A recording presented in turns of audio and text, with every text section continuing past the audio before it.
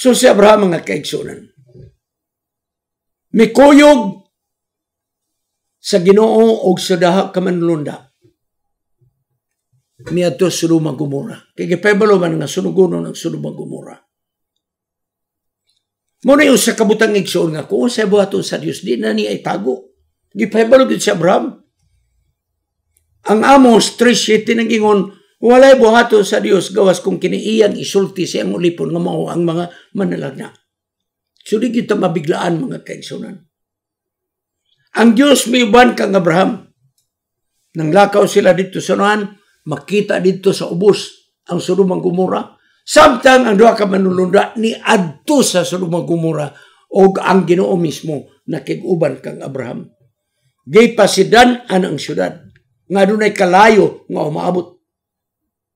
Mga kaigsunan kadtong manulunda nga nagpasidan sa Sodoma Gomora mao kini ang hulagway nga nagrepresentar sa tulo ka manulunda nga dunay mensahe igsoon nga ipakaylap sa tibok naong sa yuta. Og ikaw ako mong mga messenger sa atong Ginoo sa pagpasidaan sa kalibutan. Busa, ang duha ka mga manlunda nagpasidaan. Final! Ang Sodoma Gomora pagkasunugon. Kung gusto ninyo, layas mo diri. Si Abraham na ibalunan niini. Apa si Abraham nangutana sa atong Ginoo. Ingon ni Abraham, di po ni mo laglagon ang mga matarong. Tungod na lang sa mga dautan. Di kumutuan na. Di ginani mo buhaton. Na kung imong laglagon ang Sodoma Gomora, maapil og kasunog ang mga matarong. Kaya kung naibalo nga dili na mo imong pagis pagkukum. Genesis 18:25. Si Abraham nasayod unsa kangilad ang Sodoma Gomora. Apa si Abraham nasayod unsa ang gugma sa Dios taliwala sa dautan ng mga syudad. Sa wala pa ang Diyos, sa dili pa ang Diyos, magsilot, mga kaigsunan, iya o na kining susihon. Tanaw ra Genesis 18:20. O kang Ginoo mingon kaniya, tungod kayong singgit batok sa Sodoma Gomora, hilabihan kadako sa ilang mga sala.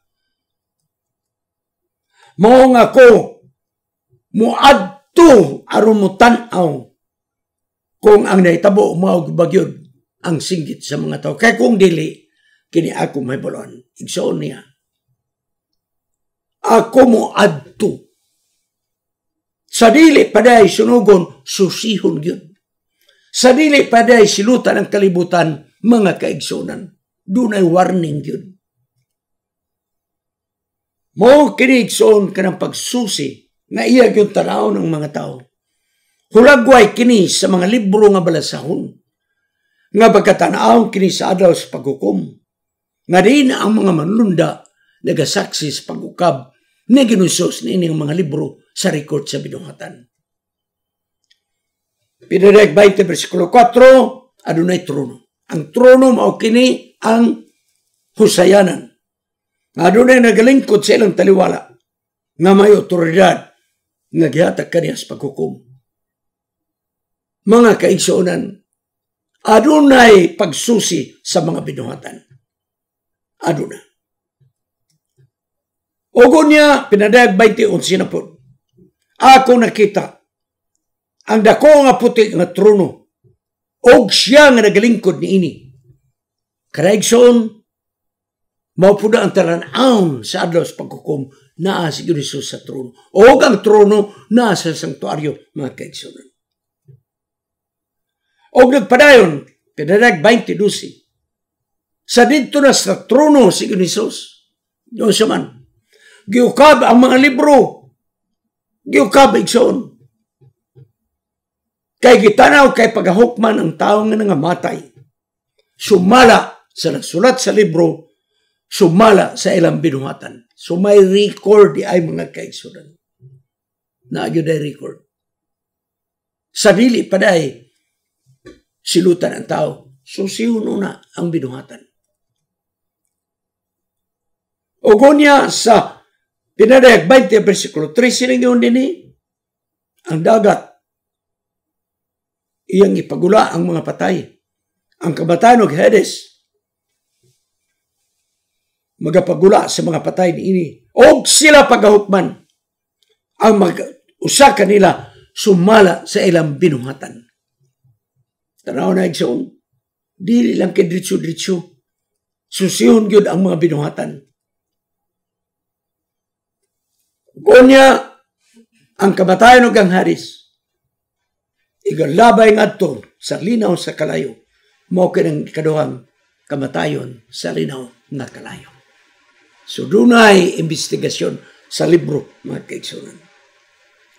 Kung adunay pangalan nga dili makaplagan sa balasahon sa kinabuhi, siya gatambog ngadto sa kalayo. Pinadayag 20 versikulo 15. Mao kinang kamaturan ngang Dios magasilot. Di siya mo silot kung walay investigasyon. Sumala sa binuhatan sa mga libro. Ang mga libro pag-ablihan. O kini nga mga libro mga kaigsunan. Mao kinang mutubag kung adunay mga pangutana nganong wa man tumaluwas nga perti man to kamatarong diri sa amoa. Nganong nga kadto mo maluwas. Nganong nga kini man mo inaluwas. Kana di ay mo ikatuod sa libro nga tipigan mga kaigsunan. Sulod sa kalibo katuig, diya pa ang mga tubag atong makaplagan. Pinaagi sa mga libro.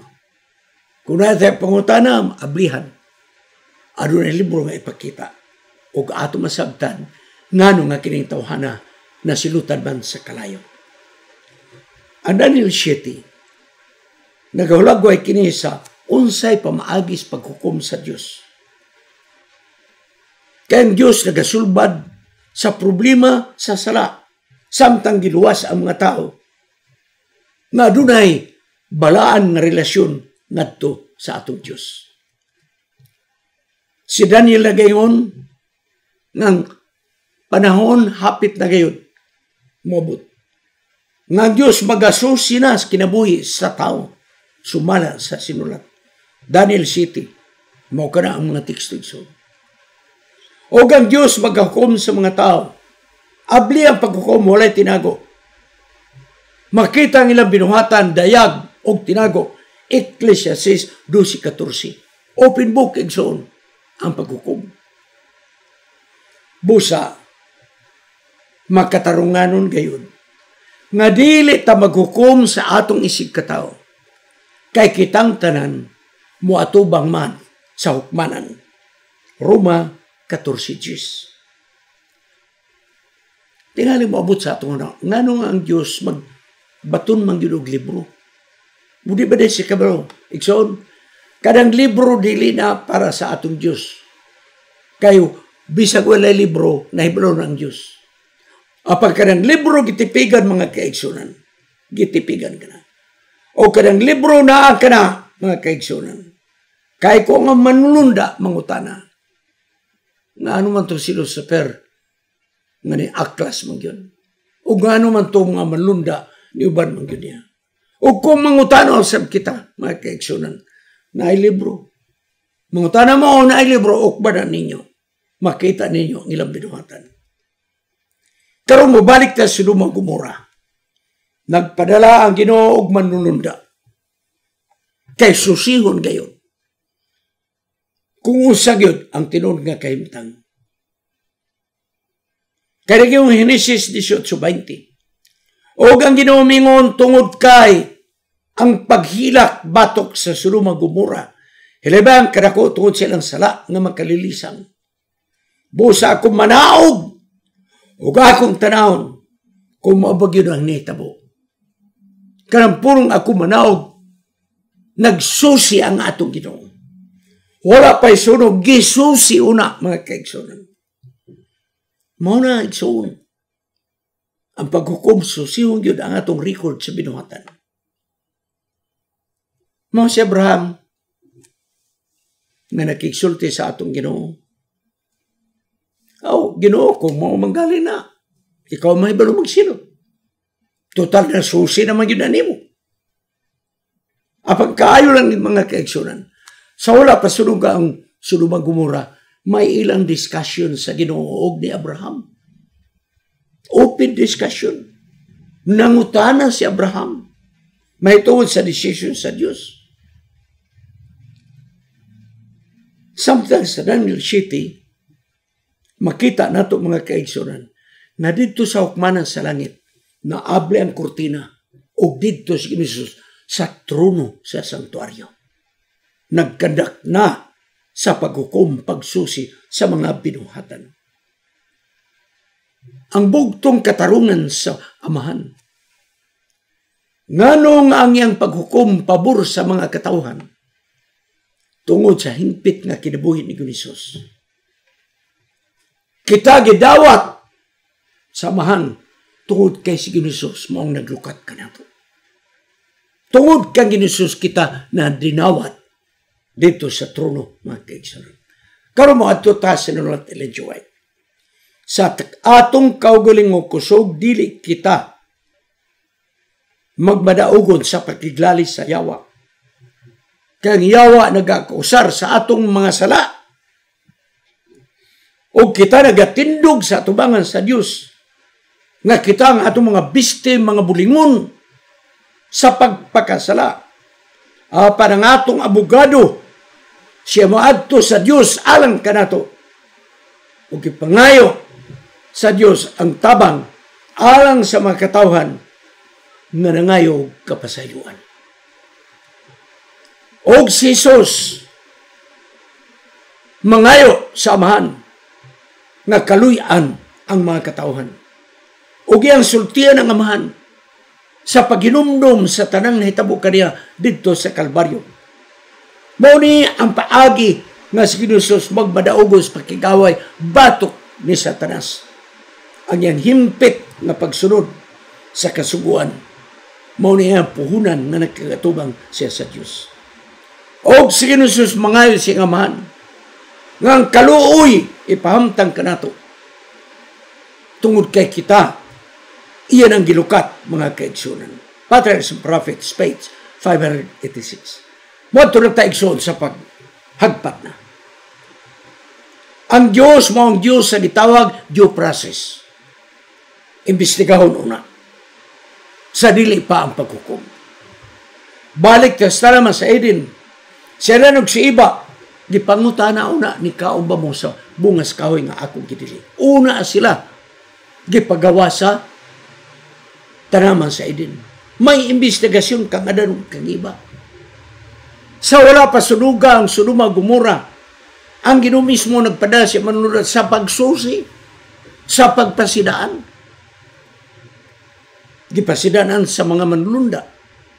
Nga hawa na mo diri kay daay kalayo, pero ganahan man lagi yun. Ang tao igso. Mautong silot ra gyud iyang panimalay, mao ra gyud ang dala. Ang Dios mismo sa dagway sa manlunda, mao inipakita kang Abraham. Si Jesus katong usa, katong Lord. Siya mo nagpakita, tanaw na to, And the Lord appeared to him by the oaks of Mamre. Kining Lord igsoon labi na, pulos capital letters, kini nagpoint nga to ni Jesus, di ni angel igsoon. Nakigsulti kang Abraham ay tungod sa Sodoma Gomora. O nakita ni Abraham ang tulo.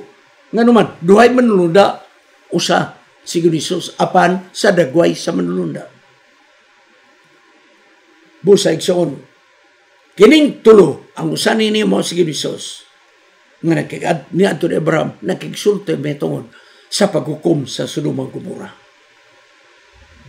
So, sa adlaw sa pagsilot, sa adlaw sa paghukom, ang tao nagyoy ikapasumangil. Wala na. Tungod kay grabe ang warning. Nilukop na sa kalibutan ang pagpasidaan. May kahigayunan na nga sila maghinulson. Sama sa gingon sa atong Ginoo. Tungod kay ang pagtuaw batok sa Sodoma Gomora, laban kadako tungod sa ilang sala nga makalilisang. Ako manaog. Kita mo na igsoon. Gisusig yun. Ano na yung warning gayon? Mga wa na gyutay kapasumangil igsoon. Ang warning nato grabe na. Ang pagtunato sa pulong sa Dios hilabihan na. Karon mo ato tas practical application. Ang Dios kauban sa mga munlod na nanaog personally ngadto sa Sodoma Gomora o katong nga Dios mga kaigsunan. Katong si Ginusos nga nakigsulti kang Abraham. Maura gihapon ang nakigsulti kanato og sa tibok nga kalibutan sa pagpasidan. Kaya ang Diyos interesado sa pagluwas kinabuhi sa mga siyudad. Interesado sa bang Diyos sa pagluwas sa atong kinabuhi ni ining dautan nga kalibutan. Akong tapuson. Niadtong May 18, 1980, mo'y pagbuto sa volcano sa Mount Helena sa Washington State sa Amerika. Dormant na kadto na volcano. Ginatos ka mga tuigwa na ito magbuto. Wala na. Nakita sa mga volcanologists nga grabe na kaaktibo ang mga volcano. Busa, gipasida na ng mga tao. Hawa na mo rin. Nag-evacuate ang mga tao. Parayo sa katao, 83 ang panuigo na itong panahon na. Diyan na siya na tao, diyan na nagdako. Huwag yun ni buto nga volcano. Tag-iya siya sa usa ka hotel. Sige na, evacuate na mo. Ingon niya, di ko mo evacuate, di na mo buto. Bisag usaw kumbinsi Rigson, di yun mo hawa. Kay dugay na, kung nagpayon eh, dire ko na tao. Tiguwang na lagyot ko. Huwag yun ang mabuto ng volcano ha. Parigson, May 18, 1980, nibuto ang volcano. May nangamatay. Usa na nga namatay mo si Harry Randall Truman. Nga siya mo'y nagkampanya ayaw mong hawa. Kaya di na mabuto. Dugay na ko diri. Ikson, kining tawhana ang iyang espiritu ni akaron sa atong kapanahonan. May mga tao nga dili mo tuo nga kining nga kalibutan pagasunugon. May mga tao nga dili mo tuo nga dunay adlaw sa paghukom. Kaya nagpasulabi kanila mo, dugay na to. Dugay na to nga istorya nga naay paghukom mo man lagi. Kanang mga pagkitabo ga balik-balik rana. Mga kaigsunan, kato sa Harry Randall Truman, simbolo sa mga tao nga nagmaggahi sa ilang una-una. Ang Diyos magahikap sa atong kasing-kasing. Na kung ano na may gipanglain naghinulat sa pagbalik sa ating Ginoo, pabilin ta.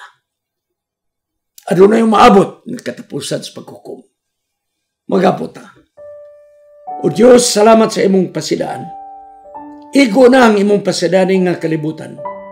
Kami usab nagdala usab sa mga pagpasidaan. Papanusay magkasubo nga doon ay among mga kaubanan, niabot ang mga kalaay, mga pagduha-duha na may biya sa pag-alagad. Pabalik ka sila ang Diyos. Adunay among mga kabataan, adunay among mahinigog mas kinabuhi. Nga niadto na sa kalibutan, kay gipanglaay na sa ilang pagpaabot. Ginoo ni matak na humhungi sila. Pabalik ka sila sa pag-alagad. Salamat kay ikaw nagatubag sa among pag-ampo. Sa ngalan ni Ginusos manluluwas. Amen. Kining inyong higala, si Pastor Wendell Munggaya Serrano, nga inyong igsoon usab, magkapadasig sa matag sa kaninyo sa pag-like, pag-share, labaw sa tanan sa pag-subscribe sa atong YouTube channel ng pangalan Wendell Munggaya Serrano ug ayaw kalimot sa pag-click sa notification bell hangtod sa sunod nga higayon magkita na usab kita.